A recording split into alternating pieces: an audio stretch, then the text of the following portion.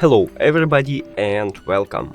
In this video I will show you how to pair your headphones Pixel Buds Pro 2 with your Android device. You have to start by open settings, then go to connected devices or Bluetooth, then click pair new device, and after that open the case. It should enter to pairing mode automatically, but if it doesn't, just press and hold this button on your charging case and it should start blinking white.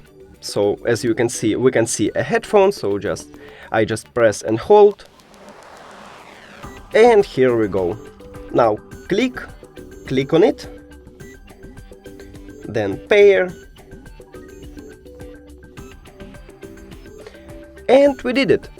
Thank you for watching this video. If you found it helpful, please consider subscribing to channel and leave the like on the video. It's really important to us. See you later!